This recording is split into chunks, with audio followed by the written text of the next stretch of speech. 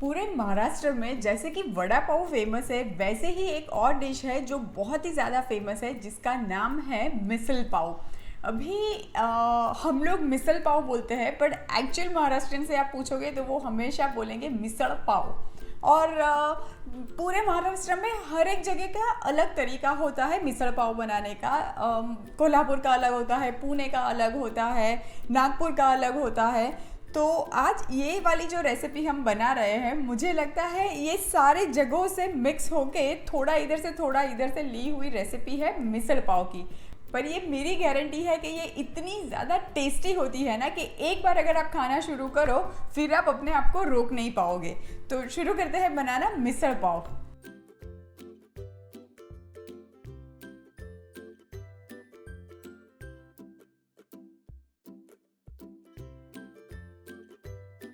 अब मिसल पाव बनाने के लिए दो तीन चीज़ें ऐसी है कि वो होनी ही चाहिए, उसमें आप बिल्कुल भी कॉम्प्रोमाइज़ नहीं कर सकते हैं। तो उसमें सबसे पहले चीज़ है ये मोठ, जो मूंग जैसे ही मोठ आते हैं ना, वो होने ही चाहिए। और वो भी ऐसे स्प्राउटेड मोठ होने चाहिए और नॉर्मल भिगाए हुए नहीं होने चाहिए। ये देखिए, ये मैंने घर पे ही बनाए हैं और बहुत जल्दी बन जाते हैं। एक दिन भिगा दो और रात को फिर आप छन्नी में रख दो और दूसरे दिन आप देखेंगे ना तो इसके इतनी अच्छी अच्छी चोटियाँ निकल आती है। तो ये मोठ कंपलसरी है। और दूसरी चीज़ जो कंपलसरी है वो है ऐसा फरसान। ये बेसिकली बेसन से बनाया हुआ फरसान होता है। महाराष्ट्र में तो स्पेशली मुंबई में तो ये फरसान रेडी ही मिल जाता है। मिसल के फरसान से ये काफ़ी फेमस है। बेसिकली इसमें बेसन से बनी हुई सारी चीज़ें होती है कि मोटी वाली सेव होती है, ऐसी वाली पापड़ी होती है, देन ये भावनगरी गाठिया जैसी एक चीज़ होती है। तो बेसिकली बेसन की सारी चीज़ें चाहिए जो मिसल का जो रस्सा बनता है उसको अच्छे से एब्जॉर्ब कर ले। पर इसकी प्रिपरेशन अलग अलग टुकड़ों में की जाती है। तो हम शुरुआत करते हैं। मिसल बनाने के लिए सबसे पहले मैं एक ऐसा बड़ा बर्तन ले रही हूँ और उसमें मैं मिसल में थोड़ा सा ज़्यादा ही तेल जाता है, तो अभी मैं 2 टेबलस्पून जितना तेल ऐड कर रही हूँ। अब ये तेल में मैं ऐड कर देती हूँ थोड़ी सी राई और अब 1 टीस्पून जितना जीरा, थोड़ी सी हींग। और अब इसमें ऐड करेंगे ये अदरक लहसुन। मैंने यहाँ पे 4 से 5 लहसुन की कलियाँ ली थी और एक छोटा टुकड़ा अदरक का लिया था। अब जाएगा ये मीडियम साइज़ का प्याज। ऐड करते हैं नमक। अब जैसे ही प्याज थोड़ा सा पकने लगे, मेरे पास यहाँ पे ये फ्रेश कोकोनट है, मैं ये ऐड कर देती हूँ। और मैंने ये 1 टेबलस्पून जितना कोकोनट लिया है। आप चाहो तो सूखा कोकोनट का भी यूज़ कर सकते हो। डाल देते हैं हल्दी और यहाँ पे जाएगा ये धनिए जीरे का पाउडर। एक्चुअली आप कोल्हापुर साइड का मिसल जो कि सबसे ज़्यादा फेमस है, वो आप बनाएंगे ना और या देखेंगे तो उसमें एक पर्टिकुलर मसाला ऐड करते हैं। अब हमारे पास तो वो है नहीं, तो हम बस घर के ही मसाले यूज़ कर रहे हैं। ये गया मिर्ची का पाउडर। और ये जो ग्रेवी बनती है ना, जिसको रस्सा कहते हैं, ये थोड़ा सा तीखा होता है, तो मिर्ची इसमें थोड़ी ज़्यादा ही होती है। और ऐड करेंगे थोड़ा सा गरम मसाला, 1/2 टीस्पून जितना। अब ये सारे मसाले ना हम स्लो फ्लेम पे 5 से 7 मिनट ऐसे चलाते रहेंगे ताकि ये जल ना जाए, पर इसमें से बहुत अच्छी खुशबू आनी चाहिए। थोड़े से कड़ी पत्ते भी मैं ऐड कर देती हूँ। ये बाय द वे मेरे घर का कड़ी पत्ता है। अब मसालों की बहुत अच्छी खुशबू आ रही है। बस यही टाइम पे मैं ये 3 टमेटोज़ ऐड कर देती हूँ। अब टमेटोज़ ऐड करके हमें ये सारे मसाले को अच्छे से 5 से 7 मिनट तक मीडियम फ्लेम पे पकाना है, जब तक कि सारा तेल बाहर साइड से निकल ना आए। ये आप देखेंगे कि टमेटोज़ कितना अच्छे से पक चुके हैं, सॉफ्ट हो गया है, बहुत अच्छा कलर भी आ गया है। बस यही टाइम पे अब थोड़ा सा पानी ऐड कर दूंगी ताकि मसाला नीचे चिपके नहीं। अब ये 2 कप मठ है मेरे पास, जो कि मैंने बोला था स्प्राउटेड है, वो हम ऐड कर देंगे।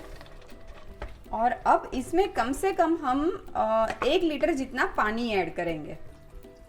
और अब हम ये मठ को ढक्कन लगा के आराम से पकने देंगे। कम से कम 10 से 12 मिनट लगेंगे। हमें मठ एकदम ही मशी नहीं चाहिए, उसमें बाइट रहना चाहिए, इसीलिए बोला था कि ये काम कुकर में नहीं करिएगा। अब जब तक कि मठ और उसकी ग्रेवी पकती है तब तक एक बहुत बढ़िया सा आलू को तड़का देते हैं। बेसिकली मिसल में ऐसी छोटी छोटी हर एक चीज़ अलग होती है और सब कंबाइन होके मिसल बनता है। अब कोई कोई जगह पे तो सिर्फ प्लेन वाले बॉयल आलू ही यूज़ करते हैं, पर जहाँ पे मैंने मिसल खाया था, बहुत फेमस जगह थी, वहाँ पे आलू को भी एक हल्का सा तड़का देते हैं और वो बहुत ही मज़े का लगता है।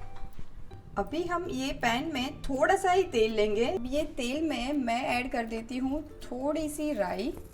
ये जो मिसल की ग्रेवी है जिसको हम रस्सा कहते हैं, वो कहते हैं कि एकदम आम्बट और तिखट होनी चाहिए। इसका मतलब है कि एकदम खट्टी और तीखी होनी चाहिए। अब जाएंगे थोड़े से कड़ी पत्ते, चुटकी भर हींग और ऐड करेंगे थोड़ी सी हल्दी और कुछ हरी मिर्च, और मैं ऐड कर देती हूँ ये ऑलरेडी उबले हुए 2 आलू।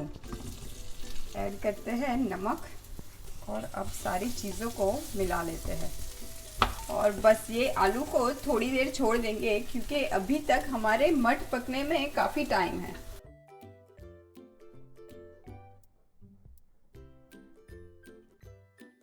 एक बार चेक कर लेते हैं कि ये जो मठ है वो पक गया है कि नहीं। बेसिकली हमें बहुत ही ज़्यादा सॉफ्ट नहीं चाहिए, हल्का सा उसमें क्रंच होना चाहिए। तो मैं ऐसा एक दबा के देख लेती हूँ। ये मठ तो ऑलमोस्ट पक गए हैं। तो ये देखिए, अभी ये मिसल भी रेडी है, आलू भी तैयार है और फरसान भी हमारे पास रेडी है। और जनरली मिसल जब सर्व करते हैं तो ऊपर से भी थोड़े से प्याज, टमाटर और धनिया रखते हैं, वो भी रेडी है। अब मैं आपको दिखाती हूँ कि ये सारी चीज़ों को मिलाते कैसे हैं। तो पहले एक सर्विंग प्लेट ले लेते हैं और उसके ऊपर हम लेंगे थोड़े से आलू और अब इसमें हम ऐड करेंगे थोड़ा सा फरसान अभी, और फिर हम थोड़ा सा ऊपर से भी ऐड करेंगे। और अब ये जो रस्सा बना है ना, बेसिकली मुझे आपको ये दिखाना है कि ये वाला जो रस्सा है वो जब तेल, मिर्ची पाउडर, टमाटर मिलके जब ये ऊपर एक लाल वाली लेयर आ जाती है, उसको कट कहते हैं। वो कट जो है वो बहुत इम्पॉर्टेंट होता है मिसल में, वो मिसल की जान होता है। और अब ये जो रस्सा है उसमें से हम पहले मठ निकाल के थोड़ा सा ये प्लेट में ऐड कर देंगे और अब ये जो रस्सा बना है वो हम लेंगे और अब ऊपर से हम थोड़ा सा और फरसान ऐड करेंगे।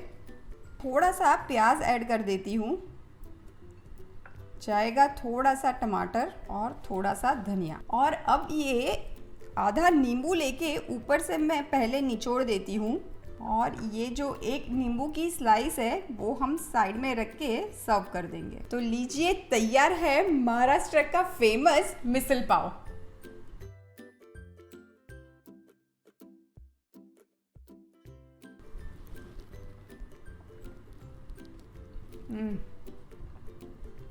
आता मी काय बोलणार, मस्त चमचमीत मिसळ पाव, मस्त।